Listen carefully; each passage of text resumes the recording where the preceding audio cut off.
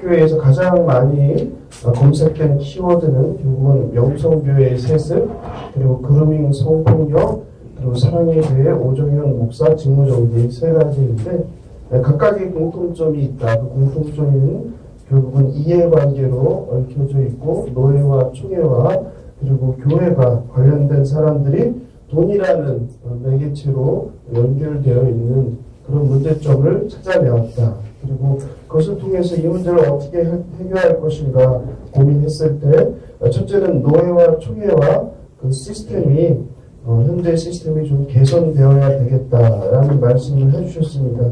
거기에 있어서는 무엇보다도 한국교회가 가지고 있는 문제인데 개교회주의가 되겠죠. 개교회주의이기 때문에 자기 교회 아니면 다른 교회에 관심이 없어요. 저도 사랑의 교회 문제가 생기기 전에는 다른 교회에서 뭐 싸우든 말든 관심을 가진 적이 없습니다. 이게 뭐 적나라한 한국교회 문제인데 그 문제를 아마 지적을 해주신 것 같아요. 그래서 성도들이 이제는 다른 교회, 공교회적 개념으로 교회뿐만 아니라 교단, 그리고 노예, 그리고 총회에 대해서 좀 관심을 가져야 되겠다. 두 번째는 신학교에서부터 그런 교육이 좀 체계적으로 이루어져서 뭐 노예, 총회 얘기만 하셨는데 제가 봤을 때는 교회 갱신에 대한 문제도 신학교에 대해서 가르쳐야 된다. 저는 그렇게 생각합니다. 목회자들은 교회 문제가 생기면 어떻게 대처해야 될지 전혀 모르고 있거든요. 오히려 오늘날 한국교회 많은 교회들이 앓고 있는데 목회자들이 제대로 교육받으면 사실은 해결될 수 있는 교회도 상당히 많습니다. 커지지 않고.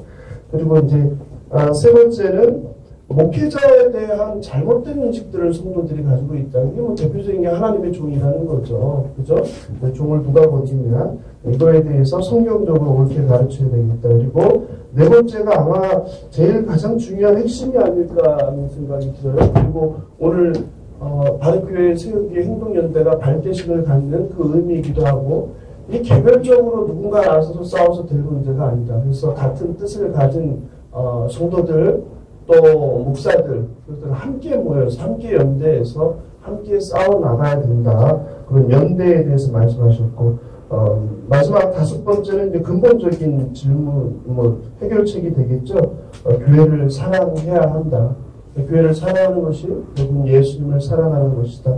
이렇게 다섯 가지의 2018년 한국교회를 바라보면서 가장 문제가 됐던 세 가지 교회의 문제 거기에 대한 해결책을 말씀해 주셨습니다. 감사합니다. 두 번째 발표는 대한예수교 장로회 통합 서울 동남 노회장 목사이신 김수원 목사님께서 명성교회 세습 사태에서 배우는 교회 개혁운동의 과제와 방향에 대해서 발제를 해주셨습니다. 서울 동남 노회장으로 소개는 받기로 아직 우리 노회적으로나 총회적으로 뭐 정리가 좀 채되지 않은 부분들이 있어서 이게 선뜻 좀 귀에 익숙하지가 않습니다. 하여튼 어떤 분들은 이제 노회장이 그렇게 좋아서 욕심이 많다 그런 분들이 계시긴 한데 노회장에 대한 욕심이 있는 게 아니고 교회법 질서를 좀 확립하고 세운다는 차원에서 때로는 또 좀 자리도 지킬 건 지켜줘야 되겠다라고 하는 생각을 갖고 이제 총회와 지금 좀 씨름을 하고 있는 중입니다. 지금 여기 와서 보니까 저를 그래도 기억해 주시고 먼저 알아봐 주신 여러분들 덕분에 여태까지 잘 견뎌내 오지 않았나 하는 생각이 들어서 먼저 감사드리고요. 그동안 있었던 우리 서울 동남로회 특히 명성교회와 관련된 여러 가지 사안들에 대해서 제가 보는 견지에서 대신 문제가 어디서 시작되는지 우리 김기부대 목사님은 모든 것의 근원이 이제 본에서부터 시작됐다라고 진단을 해주셔서 충분히 저도 동의하고 이해가 되어지는 부분이 많다고 생각합니다. 그러나 저는 또 다른 차원에서 한국교회가 본질적으로 심각한 복음의 문제가 있다. 복음의 문제다. 저는 그렇게 말씀드리고 싶습니다. 명성교회 사태뿐만 아니고 전반적인 한국교회의 지금 이 난맥상은 바른 복음이 없는 결과로 빚어진 그 결과다 이렇게 저는 진단하고 있습니다. 그런 관점에서 여러분들이 좀 봐주시면 좋겠고요. 제가 그냥 글을 읽어보니까 한 14분이면 되더라고요. 제가 말을 좀 잘 할 줄 몰라서 이렇게 그냥 얘기하다 보면 마냥 시간이 길어질 것 같으니까 오늘 제가 좀 준비한 거 명고대로 좀 읽어가려 합니다. 세습서태를 통해 배운 교회개혁운동의 과제 및 바른 방향성, 교회 그리고 개혁.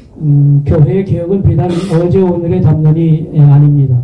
동서고금을 막론하고 어디서든 교회가 세워진 곳에서 개혁의 화두가 사라진 적이 없었습니다.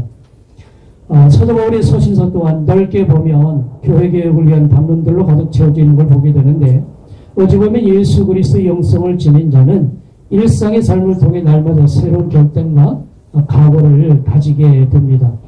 고린도서 5장 17절 너무나 잘 아는 말씀이죠. 그런 정도든지 그리스도 안에 있으면 새로운 피조물이라 이전 것은 지나갔으니 보라 새 것이 되었도다.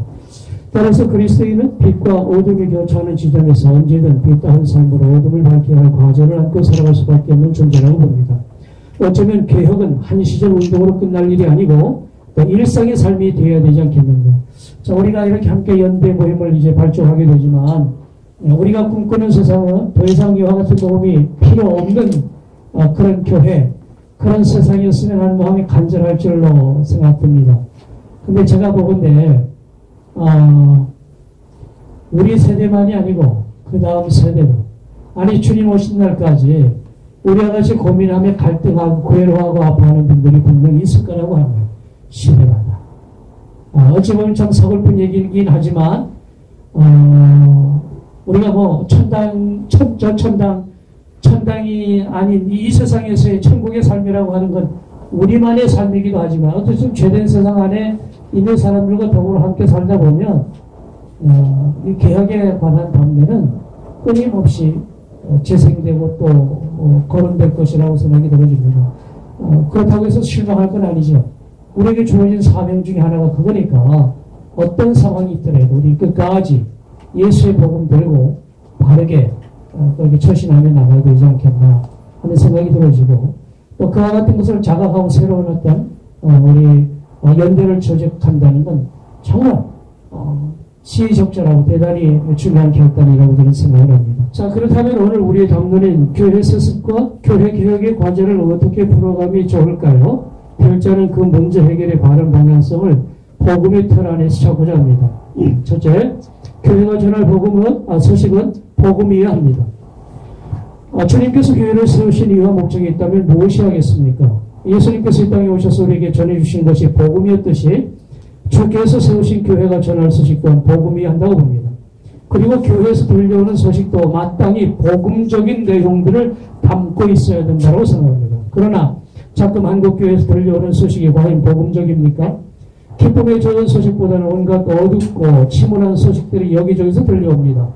방송에서 무슨 뉴스가 떠오르면 덜컥 거푸터납니다. 저는 지금 우리는 그런 시대를 살아가고 있습니다. 오늘 주제에서 하려고 했듯이 교회의 세습 사태는 복음적이지가 않습니다.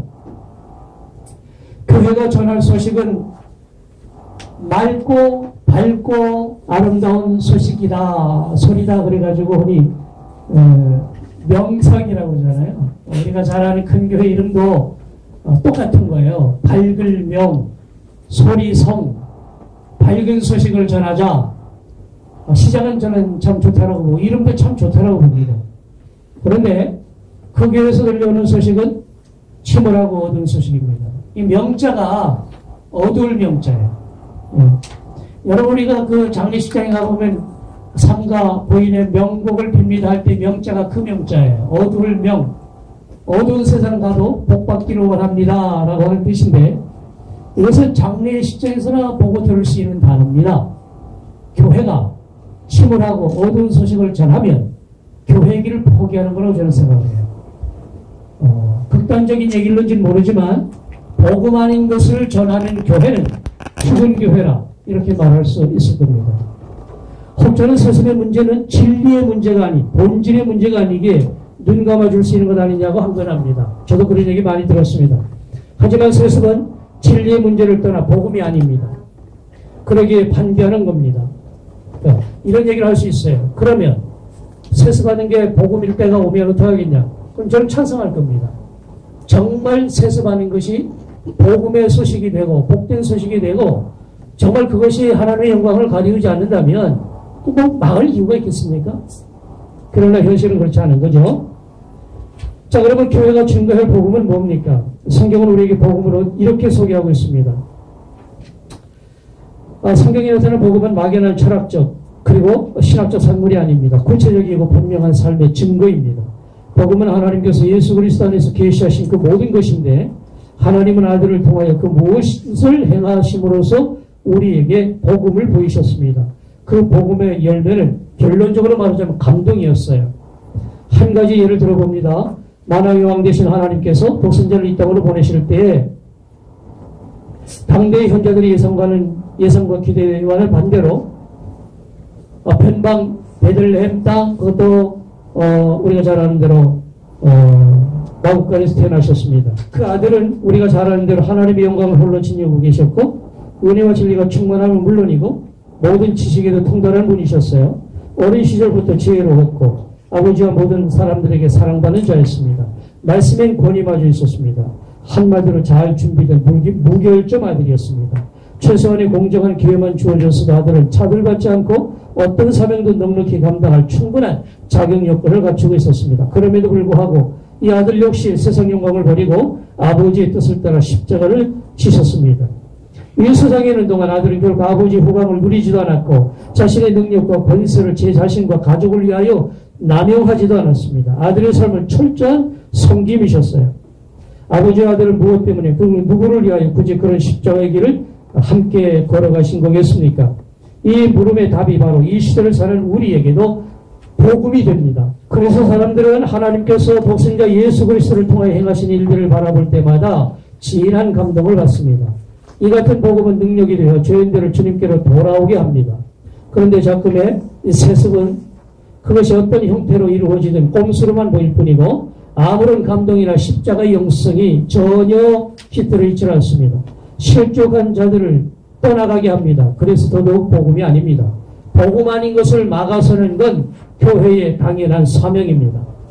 세습하는 교회에서 어김없이 주장하는 논리가 단임 목사를 선택할 권리가 개별교회에 있다고 주장합니다. 맞습니다. 분명 교회는 양심에 따라 자신들을 이끌 목회자를 선택할 자유권이 있습니다. 그러나 이러한 기본권의 행사가 정당한 것이 되려면 바른 신앙 양심과 예수 그리스도의 복음의 정신을 따라 행할 때입니다. 개교회의 소관사항이라고 해서 복음을 잠재하고 비복음적인 일을 결의할 자유마저 있는 건 아닙니다. 결국 담임 목사 대물림의 정당성 여부는 지지하는 사람들의 수나 개교회의 형편과 사정 또는 교회 기본권의 문제가 아니라 그것이 과연 복음적이냐가 관건입니다. 이제 한국교회가 나서서 자립교회에서의 목회지 대물림 곧 세습을 막으려고 애쓰는 가장 큰 이유는 분명히 말하건대 그것이 복음이 아니기 때문입니다. 개교회 권한이 아무리 귀한다 한들 복음의 가치보다 귀할 수는 없는 일입니다. 교회 갈등과 대립과 충돌은 복음을 외면할 때 생기는 일임을 명심한다면 십자가의 영성이 없는 세습이 복음이 아닌 이상 복음이나 진리 또는 본질이 아닌 그것을 위해 교회가 지금처럼 그렇게 끝없이 갈등하며 다투며 그것을 고수하려고 해야 될 이유가 있겠나 하는 그런 생각을 가져보게 됩니다.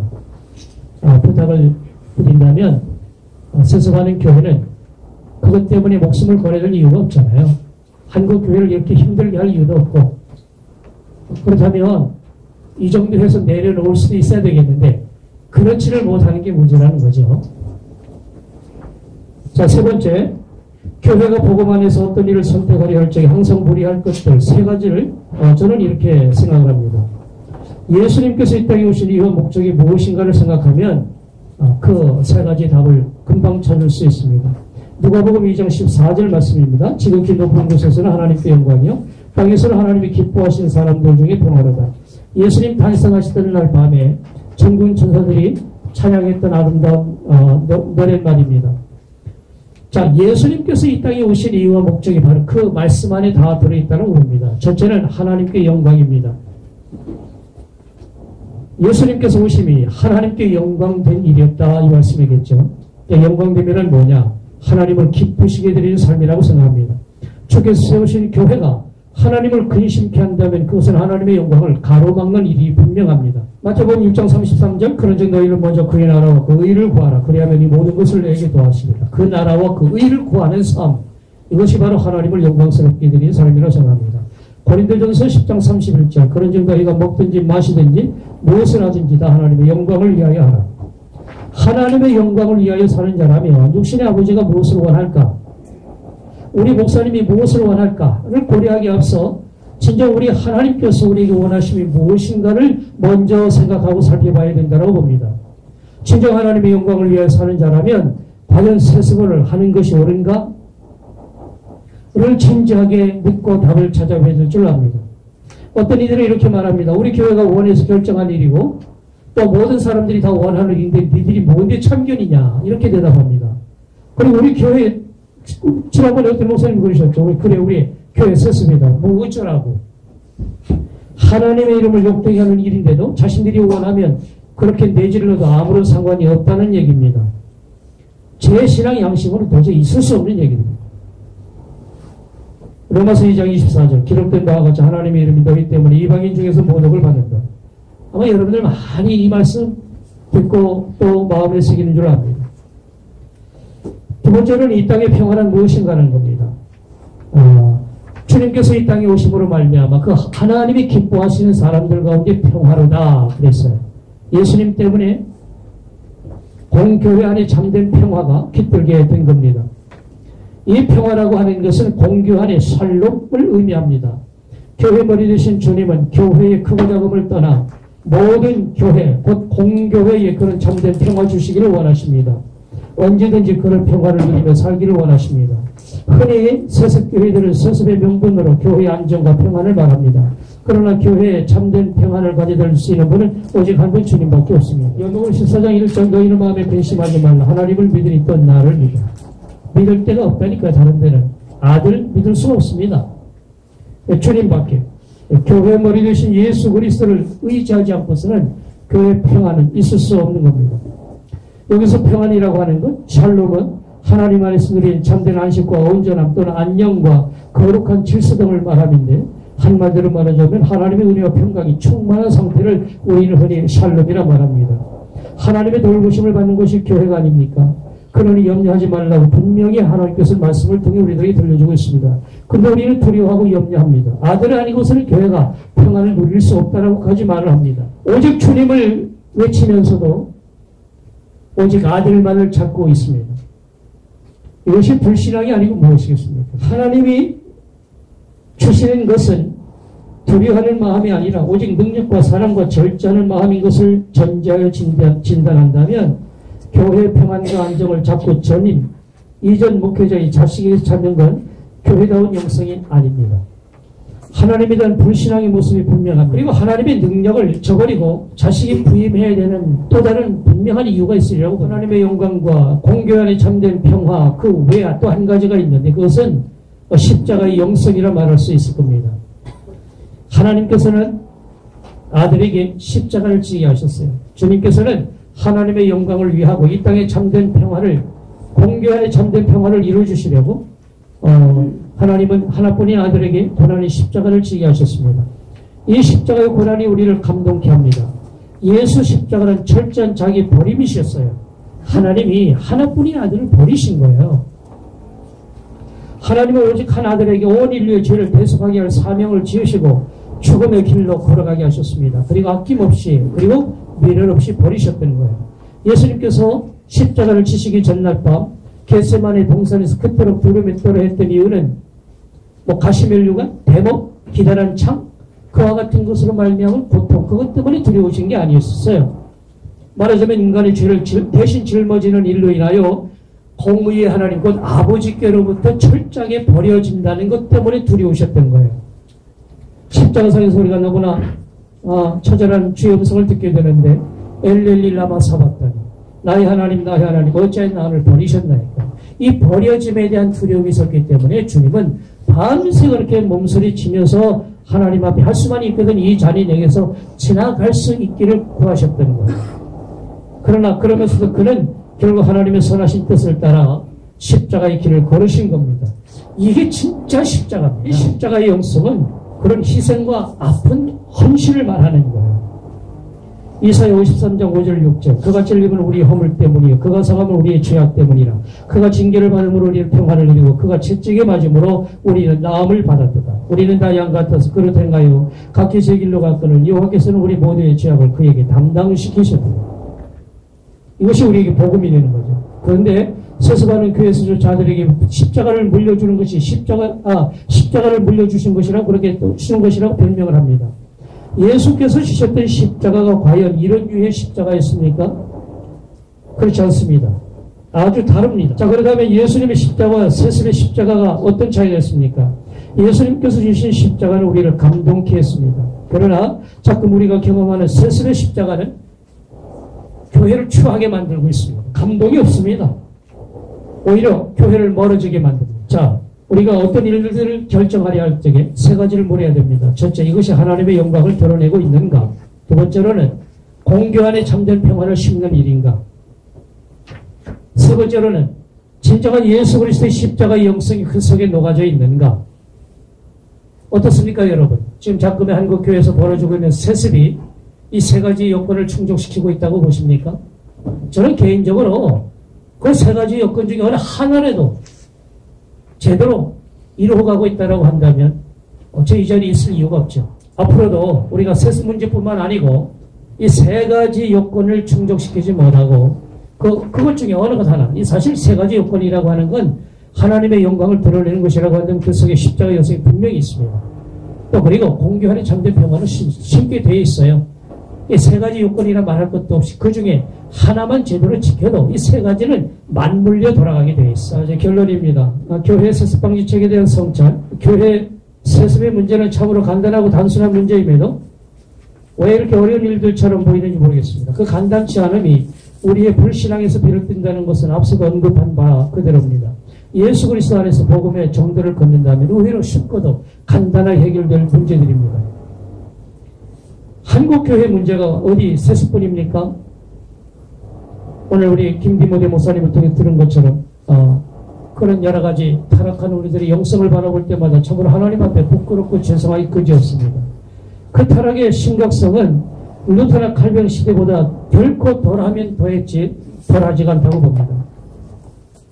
결국 복음의 문제입니다. 교회 선적한 문제들 해결책은 바른 복음 안에서만 찾을 수 있다고 저는 봅니다. 교회 안에 내재되어 있는 비복음적인 행태들을 극복하지 못한다면 세습의 문제도 그 해결책은 요원하다라고 말할 수밖에 없습니다. 난자가 산자가 이 같은 시대 상황에서 교회가 무엇을 선택하고 무엇을 결단해야 할 길인지 결국 우리가 선택할 몫인데 예수의 영성을 품고 이 시대를 아파하고 진단하고 치유해야 할 직무가 우리에게 주어진 이상 주저 말고 믿음의 선진들처럼 복음의 능력으로 흑암의 혼선을 물리쳐야 할 때라고 봅니다. 이 땅에 참된 샬롬의 역사가 온전히 들어오지도록 주님 안에서 우리의 바른 선택과 결단이 절실히 요구된 때라고 봅니다. 참된 개혁의 궁극적 목적은 남에 대한 해코지에 있지 않고 예나 지금이나 각자가 처한 삶의 자리에서 복음의 능력으로 우리 모두의 삶을 치유하는 데 있다고 봅니다. 그럴 때 우리는 우리의 영성이 주님 안에서 회복되는 것을 경험하게 될 겁니다. 이 땅에서 하나님의 기뻐하심 우리 분자들의 개혁을 향한 삶의 여정 가운데 우리 주님의 의뢰와 평강이 늘 함께 하시기를 바랍니다. 네, 저기 장황하게 읽었지만 개인적으로는 그렇게 생각합니다. 한국교회가 이참에 진정한 복음이 무엇인가에 대한 고민도 있어야 되리라고 보고 교회 여러 가지 문제들을 힘겹게 바라보는 여러분들이 제기하는 이 물음들이 한국교회의 울림이 되어서 모든 교회가 주님 앞에 바르게 응답하고 결단할 그런 시대 상황이 아니겠는가 그런 생각이 들어지고 그와 같은 바른 결단이 이루어지기까지 어찌 보면 평신도 연대라고 볼 수 있는 여러분들의 이 정말 처절한 몸부림은 한국교회의 커다란 울림이 되리라고 저는 확신합니다. 그리고 이 길이 결코 쉬운 길은 아니라고 봅니다. 그렇기 때문에 우리가 걸어가야 할 사명이기도 하고 또 주님께서 말씀하신 것처럼 십자가의 길이 그런 것이 아니겠는가. 그런 차원에서 여러분들이야말로 진정 이 시대에 십자가의 군병들인 게 분명해 보입니다. 끝까지 주님과 함께 그 길을 걸어가는 여러분들이 되기를 다시 한번 주님으로 축복하며 기도합니다. 고맙습니다.